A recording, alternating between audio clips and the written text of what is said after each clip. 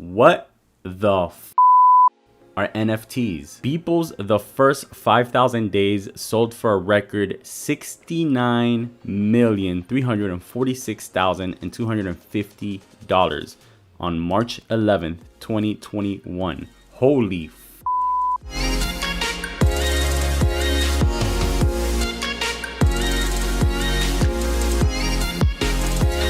Hey, what's up? Jay here, and welcome to Bitcoin Daily, bringing you guys the best tips, tutorials, and ideas to help you guys become profitable and successful traders. The goal of this channel is to empower you guys with the knowledge and resources to help you get to that next level.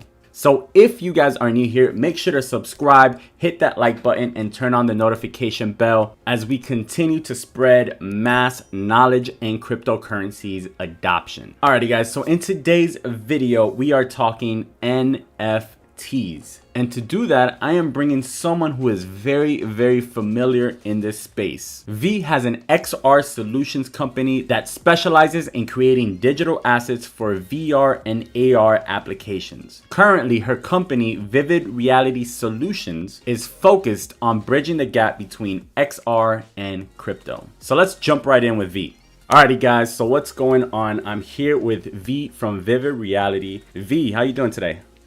I'm doing great. How are you doing? I am doing amazing. I'm super excited to speak about NFTs. As everyone knows, it's been blowing up. My DMs have been blowing up with people just asking me about everything NFT, you know what I mean? And I haven't really had an answer for most things since I haven't myself, dove into that space yet. So that's why today I decided to bring you on, an expert in this space, to tell the people to answer all their questions basically. So I'm going to ask you the questions that they've been asking me. But before we jump into that, give us a little bit about yourself and what you do. Okay, cool. So my name's V. I co-founded a company called Vivid Reality. We are an XR solutions company. So that means that we create assets and design solutions for anything that has to do with extended reality. So VR, AR, mixed reality. And what's really cool about that is that VR utilizes a lot of 3D objects and 3D environments, and all these things can be turned into NFTs.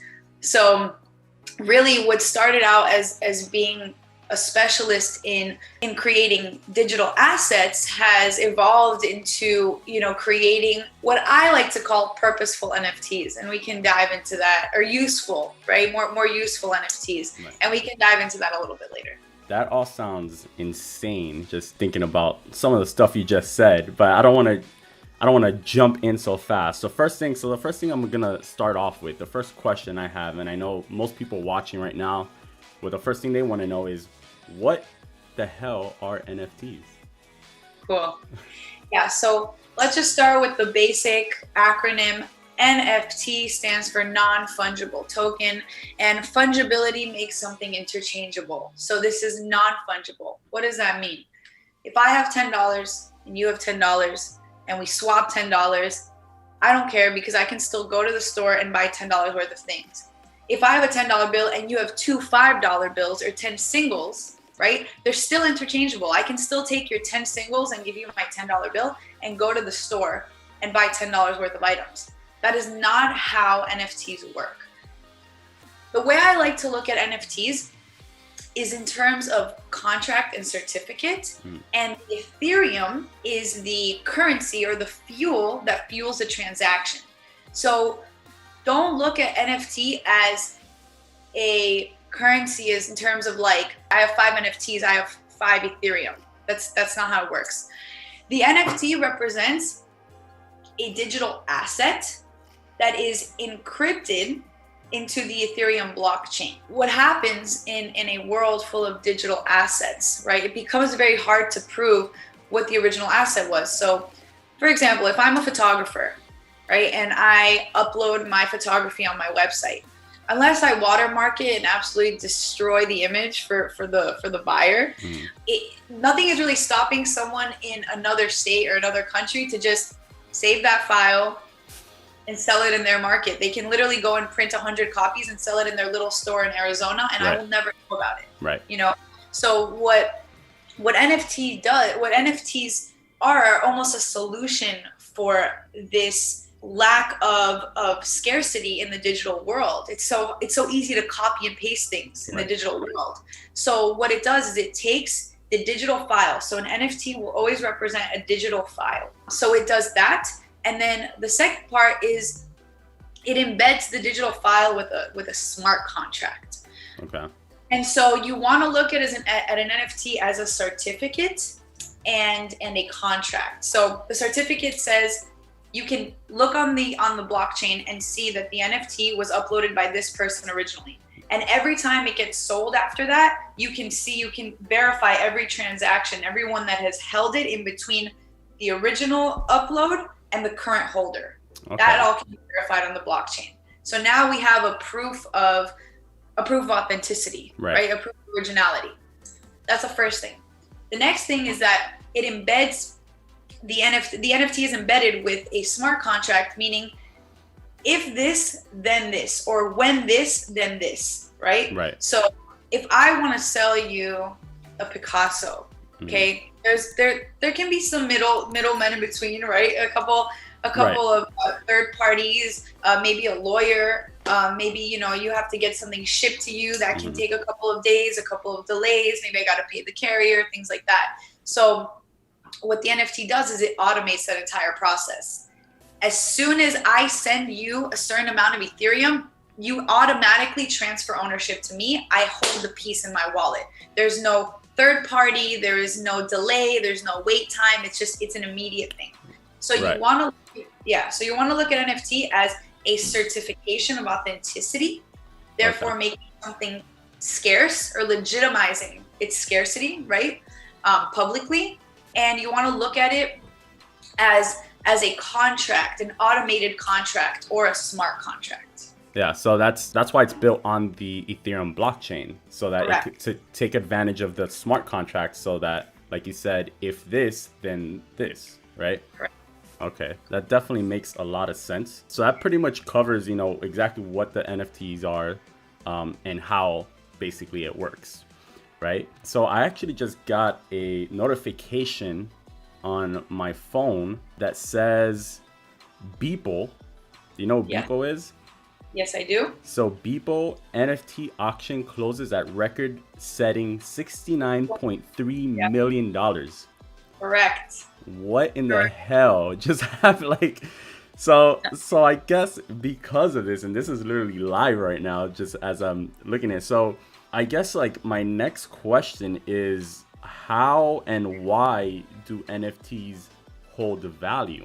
So that's a great question, and I'm actually really glad you got that notification, because it's a perfect example of how prominent NFTs are becoming and how they're kind of seeping into the physical world. So I believe it was sold at Christie's, right? Yeah. So Christie's is a very, very well-known art seller, right? They're an auction house, art gallery auction house, and they've sold things from Andy Warhols to Picassos and Monets and things like that. So Beeple is actually an artist that I've been following for years, and he's really awesome because he makes these very provocative political statements with his art.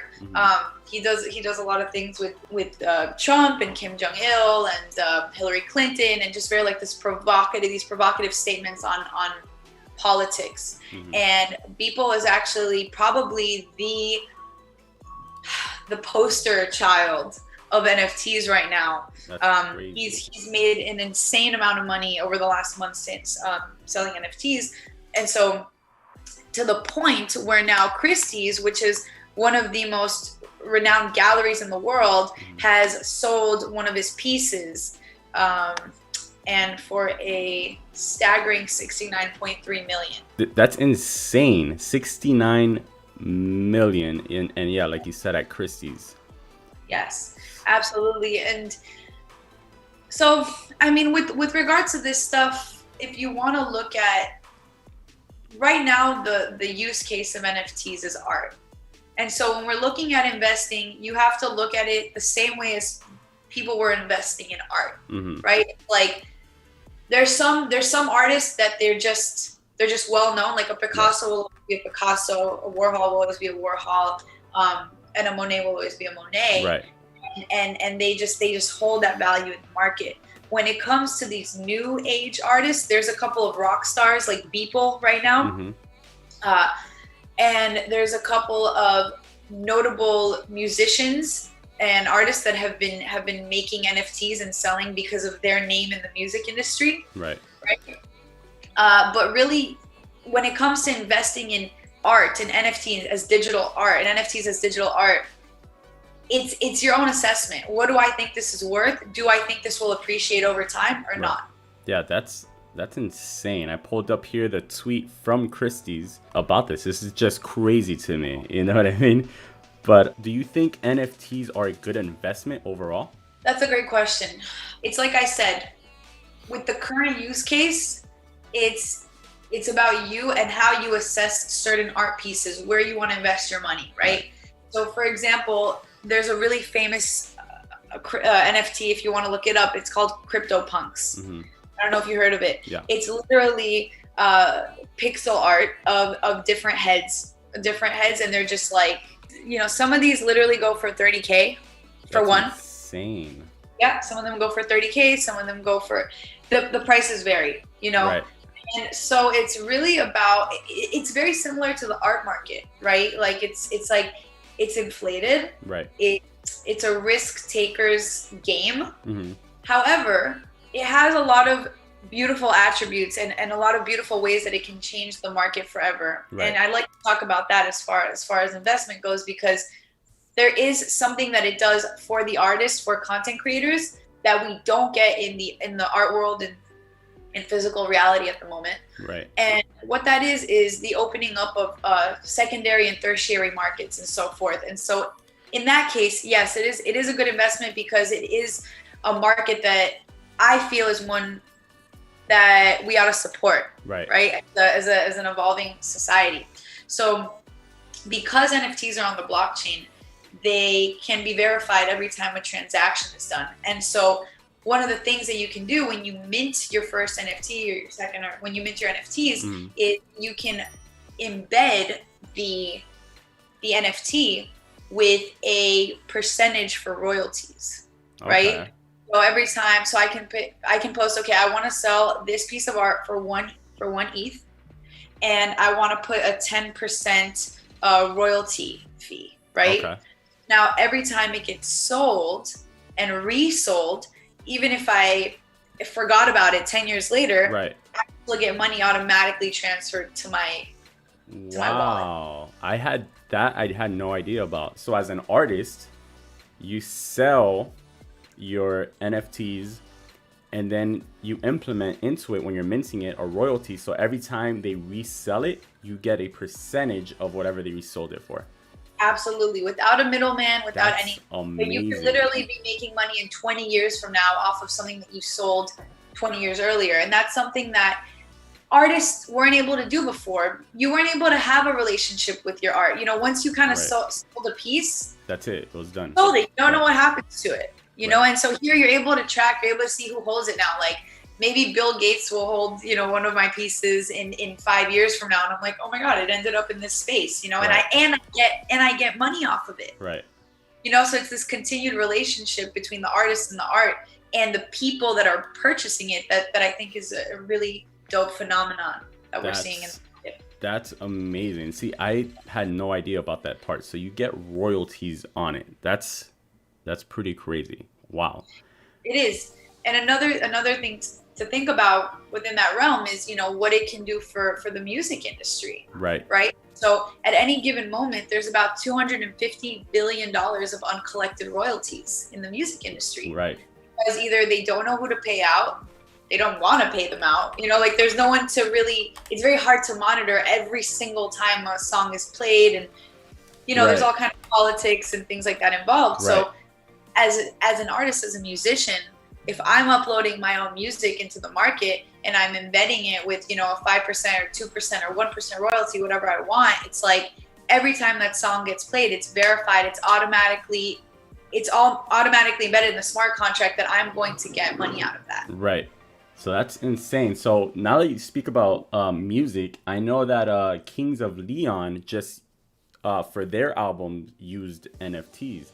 So Correct. how exactly like what is it that they used the NFTs for this album? Like I didn't really understand that part. I read a little bit about this last week. Mm-hmm.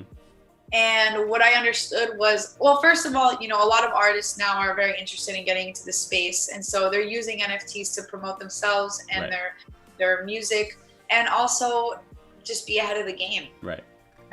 So what I understood though is that they're incentivizing people to purchase these artworks by saying, okay, the highest bidder will get what's called a golden ticket. And that's, I believe it was like 4 front row seats to every Kings of Leon concert in life for eternity. Wow. Okay. Right? That's crazy. And they get like a bunch of free merch for every show and a private driver and things like that. So this incentivizes people to like bid very high.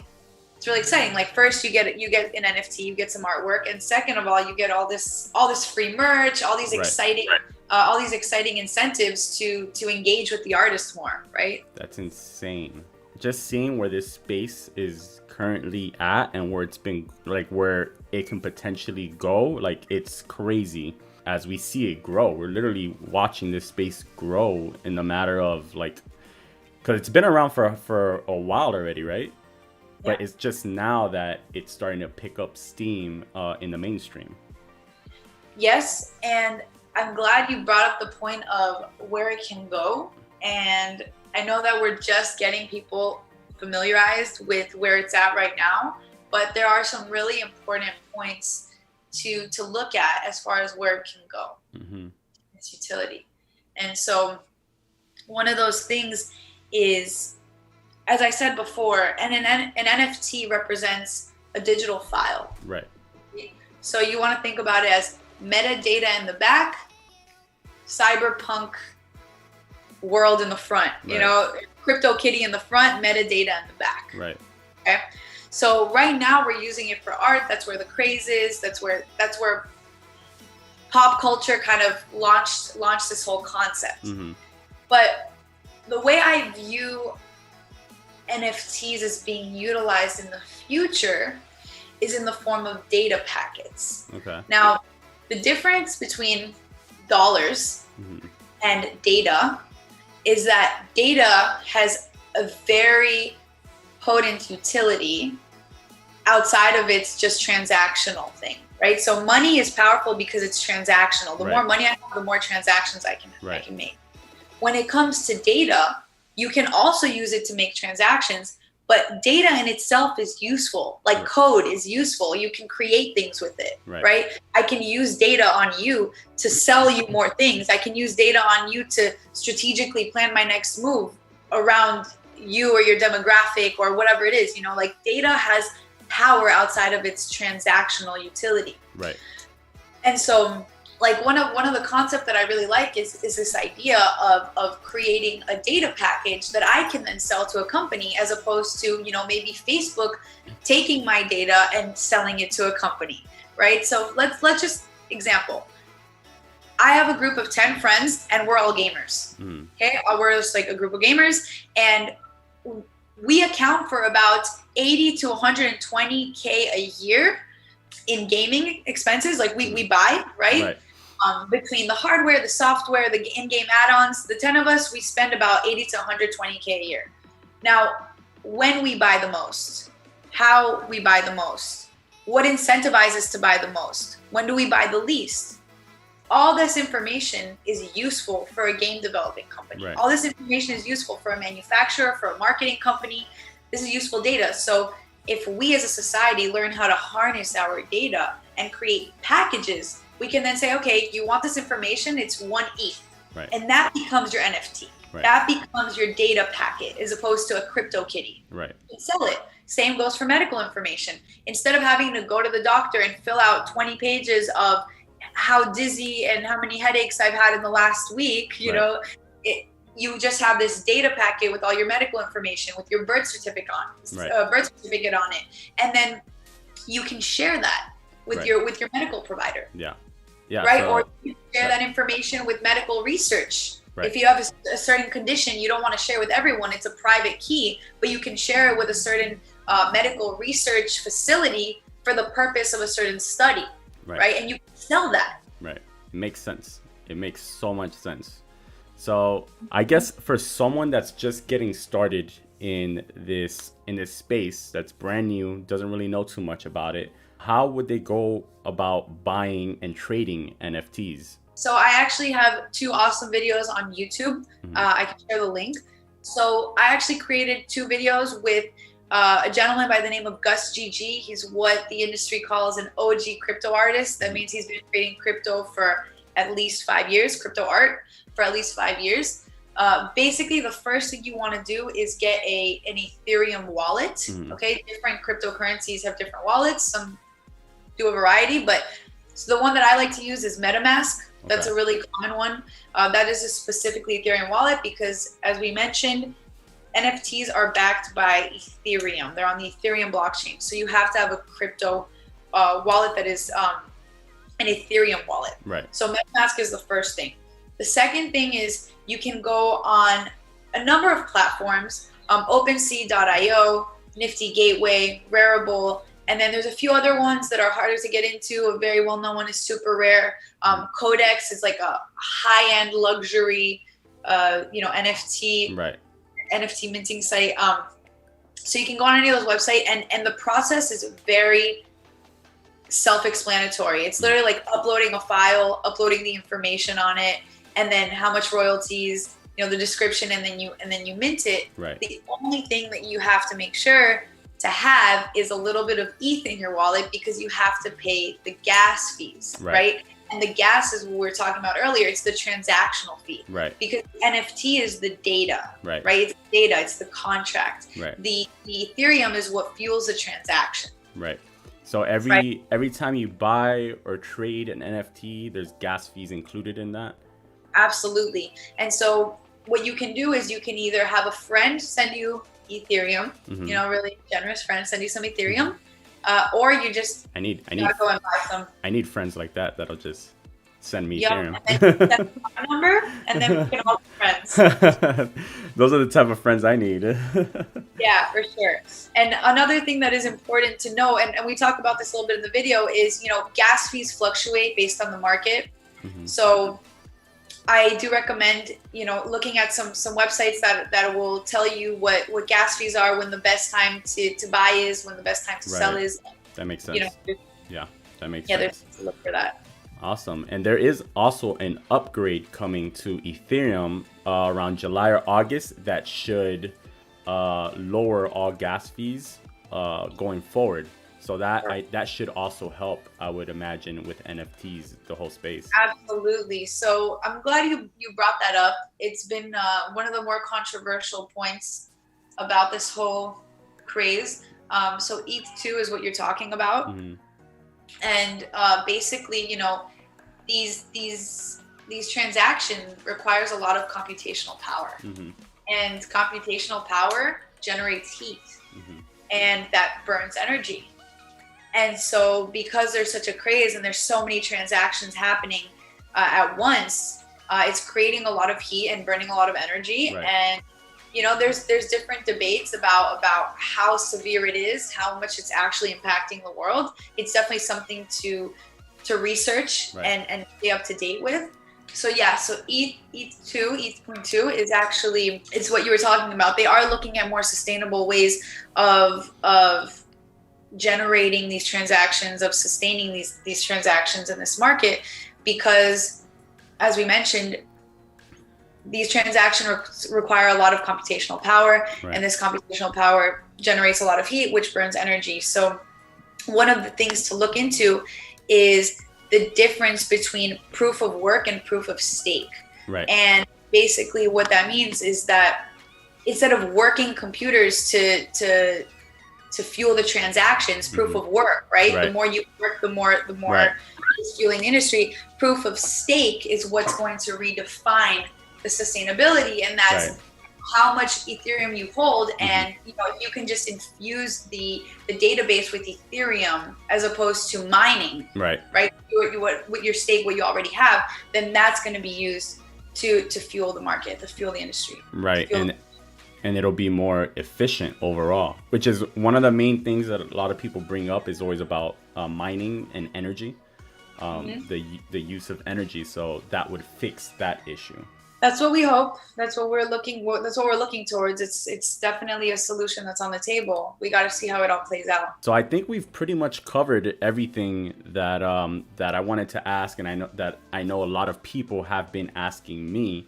And you gave us a lot of information on NFTs, so I appreciate that. You know, let us know anything you have going on. What projects do you have coming in the future and all that? So on March 26th, we are actually representing an artist by the name of Jack Storms. We are having a hybrid auction. So it's a really special event. Jack Storms is actually a sculptor. He's a glass sculptor. He's had a couple of his pieces in the Guardians of the Galaxy movies, and he's actually created a sculpture that we are going to be auctioning for 1 Bitcoin. So there's going to be a physical sculpture, and then from that sculpture, we're going to be creating 5 NFTs. And those NFTs are also going to go up for auction. So if you want more information on that, how you can bid, how you can be a part of the event, if you're local in Miami, you can go to bitbasil.miami and just sign up. Awesome. And where can people follow you? So you can find us on www.vividreality.solutions if you want to see more about hybrid assets or how we digitize real world assets. And currently we're working with BitBasil. We're doing a lot of work with them. So if you want to check out some events coming up, we have one this month, we have one next month, and a few coming up in the summer with regards to crypto art and crypto in general. You can visit bitbasil.miami.